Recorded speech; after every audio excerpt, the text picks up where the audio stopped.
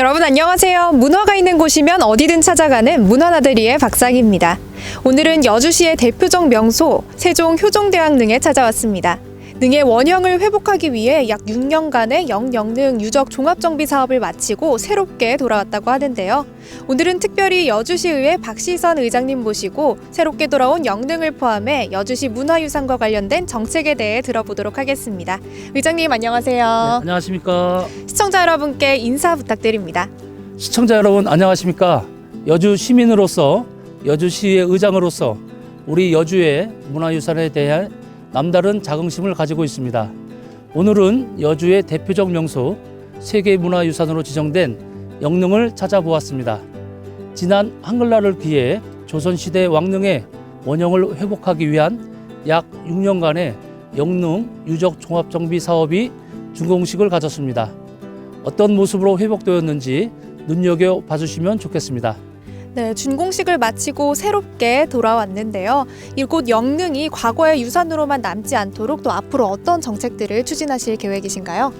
네, 우리 영릉 지역은 정확히 말하면 제4대 세종대왕릉과 제17대 효종대왕릉으로 구성되어 있습니다. 두음 법칙 때문에 읽는 소리는 같지만 엄연히 한자가 다르고 능의 주인도 다릅니다. 제가 어릴 적에는 한글날이면 대통령이 방문했고 엄청나게 많았던 그 시민들, 국민들이 이렇게 찾아온 곳으로 기억됩니다. 이제 영릉 지역 보건 정비 사업도 마친 상태이니 본격적으로 영릉의 문화적 가치를 부각시켜야 한다고 생각합니다. 한글과 과학 문명을 이끌었던 세종을 이어받아 조선조 태평성대와 문화 융성의 거리를 재현해 보고 싶습니다. 또 효종의 북벌 계획의 정신을 이어받아 부국 강국의 꿈으로 나라사랑, 역사, 문화 테마파크를 조성해 보면 어떨까 하는 생각이 듭니다. 부지, 예산, 인허가, 콘텐츠 다양한 측면에서 영릉 일대를 관광문화 특구로 지정하는 정책에 대해서 고민해 볼까 생각합니다. 또 이곳 영릉 외에도 여주시에는 다양한 문화유산들이 있습니다. 그 문화유산들과 관련된 정책들은 또 어떤 게 있을까요? 여주에는 많은 문화유산이 있습니다. 우리가 잘 아는 영릉, 명성황후생가, 신륵사 외에도 고달사지, 파사산성, 이완장군묘, 서희장군묘 등이 있고 선사유적과 고택들도 많습니다. 여기에 남한강을 중심으로 다양한 자연문화유산을 보유하고 있습니다. 문화적, 역사적, 자연적 가치는 곧 잠재적인 경제자치가 됩니다. 보호하고 지키는 것도 중요하지만 많이 알리는 것도 그에 못지않게 중요하다고 생각합니다. 여주가 사는 길은 공장지대도 아니고 대도시 배드타운의 소비도시도 아닙니다. 문화 역사 테마도시 자연환경 힐링 공간입니다. 이를 위해 종합적인 여주 르네상스 프로젝트가 필요합니다. 비록 이번 임기 동안은 시간이 촉박하지만 이를 위한 밑그림을 그려보고자 합니다. 영릉을 포함해서 이렇게 다양한 문화유산들이 있는데요. 이와 관련해 시청자들에게 하고 싶은 말씀이 있다면 어떤 게 있을까요? 여주의 문화유산은 여주의 문화유산일 뿐만 아니라 우리 민족 전체의 공유재산이라고 생각합니다. 여주의 문화유산과 자연환경을 지키고 보호하며 그 가치를 키우는 것은 우리에게 주어진 행운이자 의무이기도 합니다. 우리 여주 시민부터 이에 대한 인식의 변화가 필요합니다. 여주 시민들 스스로가 여주의 문화유산을 알아보고 찾아보고 연구하고 알리는 일에 당사자가 되어야 한다고 생각합니다. 우리 시민의 많은 관심과 애정과 참여를 간곡하게 당부드립니다. 이렇게 세종 효종대왕릉을 포함한 여주시 다양한 문화유산들을 알리고 또 여주 르네상스를 일으키기 위해 다양한 정책들을 추진하고 계신데요. 지금부터는 여주시 해설사님과 함께 영릉 곳곳을 돌아다니면서 그 역사와 가치를 알아보도록 하겠습니다. 오늘 좋은 말씀 전해주신 박시선 의장님 고맙습니다. 고맙습니다. 네, 이렇게 세종대왕릉에 더 가까이 왔는데요. 앞으로 효종 세종대왕릉에 대한 모든 것 알려주실 여주시 백명옥 해설사님 나와 계십니다. 선생님 안녕하세요. 안녕하세요. 네, 조선 왕릉이 2009년에 세계유산으로 등재되고 나서 전 세계인으로부터 인정을 받고 있는데요. 또 우리나라 조선시대의 왕 하면은 세종대왕이 가장 먼저 떠오르잖아요. 세종대왕릉이 어떻게 여주시에 조성되게 됐고 또 어떠한 역사가 있는지 궁금합니다. 네. 세종대왕릉은 원래 왕비를 먼저 보내시고요. 부왕인 태종이 잠들어 계신 헌릉 밑에 계셨습니다. 그리고 당신도 승하하며 왕비 곁에 묻어달라고 이미 들어가실 수릉을 만들어 버리셨죠. 그래서 원래 영릉 자리는 헌릉 밑에였습니다. 그런데 세종 승하 후 왕권이 튼실하지 않았죠. 문종도 2년여 만에 승하하시고 그의 아들 단종도 수양대군한테 자리를 찬탈당하시고 그 자리를 뺏으신 세조마저도 십수년을 또 병에 시달리시고 그의 아들 적장자인 의경세장도 젊어서 요조를 하고요. 적장자의 왕위 계승 자리가 아주 불안했던 겁니다. 그리고 세종대왕릉을 만들 때 물이 비쳤다는 얘기까지 나왔던 거죠. 세조 때 이장 논의가 진행되다가 예종 5년 1469년에 여주 이곳으로 옮겨오시게 됩니다. 근데 왕릉은 첫 번째 가장 큰 조건이 명당지죠. 이곳은 조선 역사를 100년 이을 만큼 아주 명당인 조선 가백년지라고 불리우는 곳이고 조선 역사를 100년 더 이어갈 조선 역사 가백년지이고 최고의 명당지이죠. 그래서 한양에서 100리가 넘은 이곳 여주까지 옮겨 모시게 됩니다. 세종대왕릉이 최초의 합장릉이라고 하는데요. 합장릉이 무엇인가요?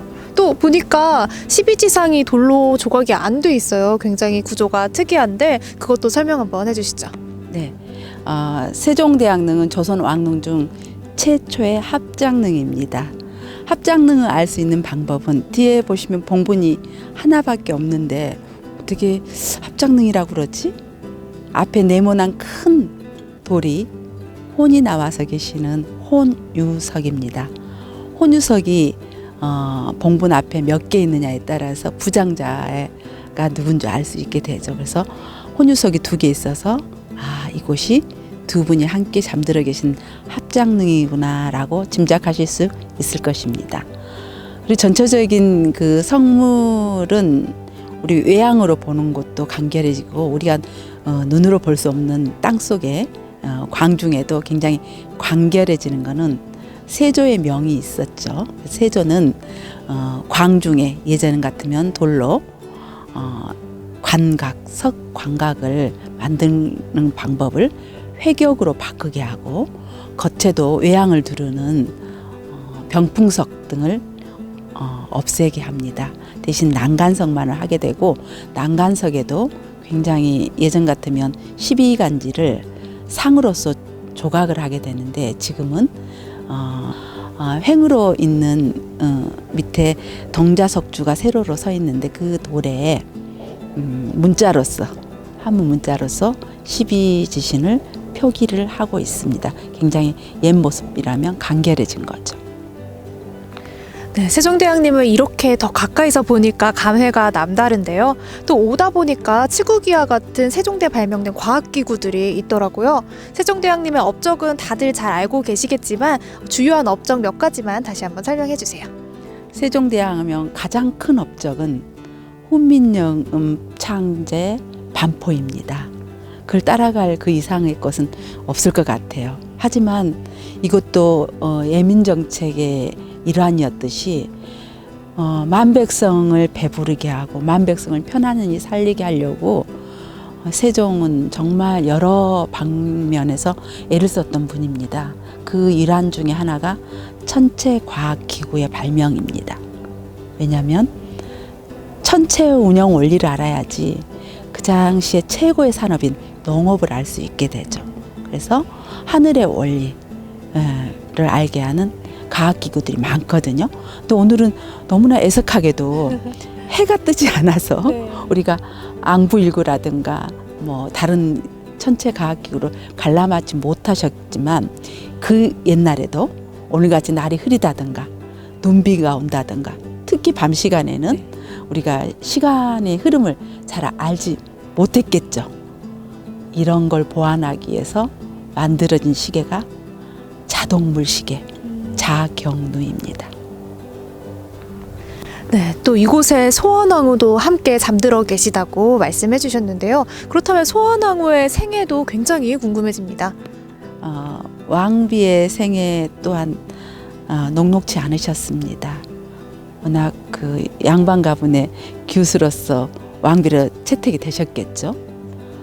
이분이 왕비가 되던 해에 굉장히 큰 변란이 있게 되죠.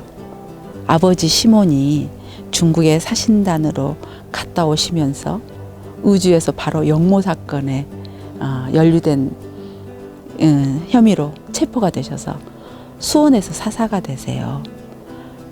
폐비 논의까지 얘기가 됐던 부분입니다. 하지만 왕실의 공이 크고 또 이미 두 왕자를 낳았고 태중에 또 임신한 몸이셨습니다. 그렇기 때문에 폐비 논의는 무산됐습니다. 그러니 아버지 돌아가시고 멸문지하를 당한 가문 또 관노비로 가신 어머니까지 계셨으니 왕비의 자리가 그렇게 영광스럽고 편안한 자리가 아니셨겠죠. 세종 또한 상왕인 태종이 계셨기 때문에 왕으로서 왕비로서 그 자리가 더 조심스럽고 큰 불안감에 생활하셨을 것이 우리가 지금 짐작해도 아주 사실일 것 같습니다. 네, 또 눈으로 직접 보고 또 선생님 말씀도 들어보니까 세계유산으로서의 그런 가치가 더 마음에 와닿는데요. 또 세계문화유산으로 지정되기까지 많은 노력들이 있었을 것 같아요. 어떤 노력들이 있었을까요? 조선 왕릉 42기가 있는데요. 북한에 있는 2기를 제외한 40기가 유네스코 세계문화유산에 등재가 됐습니다. 2009년 6월이죠. 등재되는 여러 가지 요건들이 많이 갖춰지게 되나 조선 왕릉은 왕이 승하하고 왕릉지가 선정이 되고 조성을 하고 이후에 관리하는 이런 기록까지 이런 과정들이 다 기록으로 남아 있어요. 또 의계가 있고요. 뭐 건물들도 있고 자연 환경적으로 너무 좋죠. 이런 부분도 높게 평가가 되고 또 유교의 예법에 따른 의제들이 지금도 옛 모습을 따라서 현재까지 행해지고 있습니다. 그리고 여기는 역사, 의례, 자연 환경적인 것 그리고 건축물까지도 길이 후손에게 남겨줘야 될 귀한 문화유산이기 때문에 등재된 이유가 분명하다고 하겠습니다. 그리고 등재될 때 많은 등재하는 유럽이나 세계의 많은 인사들은 이곳을 신들의 정원이라고 표현할 만큼 칭찬을 받았던 공간이기도 합니다. 네, 신들의 정원이라고 할 만큼 극찬을 받았던 곳인데요. 후손들에게 잘 물려주기 위해서 우리가 관심을 더욱더 가져야겠습니다.